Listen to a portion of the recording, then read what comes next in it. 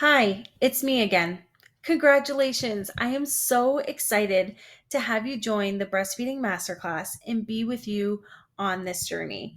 But real quick, I just want to talk for a few minutes about jaundice and what you actually need to know in those first few days after birth while you're still in the hospital and you're still getting your milk supply in. There seems to be a lot of information. So I'm going to break it down real quick and go over a few highlights because this can be really important on your breastfeeding journey. So I'm not sure if this is your first baby or second or third or fourth, and you know what jaundice is. So real quick, we're just going to break it down.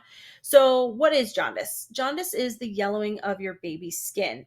So now when newborns are born, they have a lot more red blood cells at birth. And when those break down, it turns into a byproduct or waste product known as bilirubin.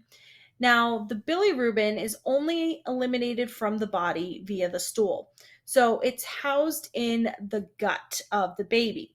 So as it sits in the gut and it goes around and around, it turns them yellow from head to toe. So you might see it start in the whites of their eyes and their face will be yellow.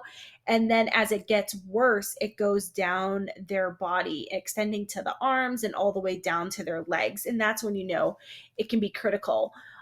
What also happens is babies get super sleepy with jaundice. They don't want to feed as long. They have really short feedings, and a few different things. So that's really hitting the highlights. Now, why this is important is because when all babies get jaundice after birth, no matter if you're formula feeding or breastfeeding, they all get jaundice. However, exclusively breastfeeding does put them at a little bit of a higher risk of being more jaundiced than formula fed babies because they're not getting a huge amount of volume in the beginning before your milk is in.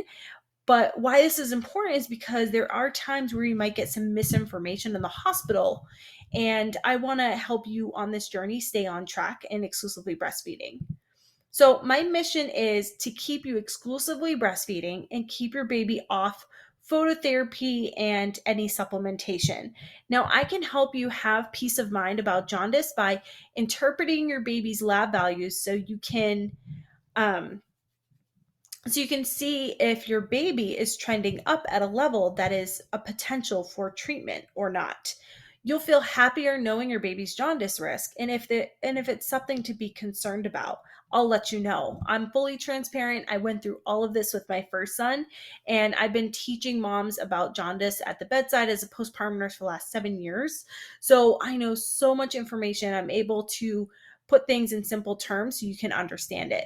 And knowing this information will help you be proactive. So if you know your baby is nearing like the potential for phototherapy or anything, I can help you adjust your breastfeeding plan and help you stay on track with breastfeeding, which ultimately is the goal. So I want to show you here what one of the bilirubin trend charts looks like. So for example, real quick, you can see a couple of lines. You can see 3 lines, and then you can see a green dot. So the blue line is the risk for phototherapy. So that's the main treatment when they go under the blue lights. And then the yellow is potential for going into NICU for higher, one-on-one care. And the red is ultimately possible transfusion. So you can see there's different variations, and what I'll explain as well in this is how the baby normally trends and where your baby's levels are.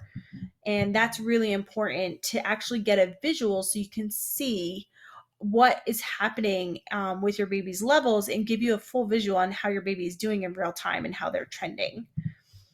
So, one of the things I want to say is many hospitals will actually push supplementation on babies that is unnecessary due to using old guidelines. So last year, the American Academy of Pediatrics changed these guidelines on jaundice levels and what is now acceptable. And they really adjusted them based off a bunch of factors consisting of, Coombs test, gestation at birth, etc. So there's a bunch of different things.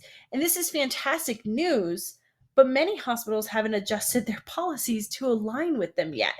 And this can then lead to 2 unnecessary treatments that can really impact your breastfeeding journey. So, number one is formula supplementation.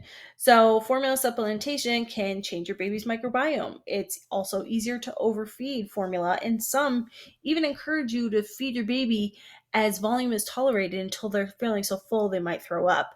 And then other staff will offer to feed your baby or your husband or a support person, and then breastfeeding tends to be missed, and then you're missing the stimulation part. And then another negative is phototherapy, which this is the treatment to get those levels down if they get too high, which is important. However, it does make it harder to soothe your baby. You're separated and you can't breastfeed on demand. It limits skin to skin. And sometimes it can be really uncomfortable because depending on the type of phototherapy used at your hospital, they might not be able to be swaddled. And babies don't like to be kind of out in the open. So there's a lot of factors that can occur with jaundice,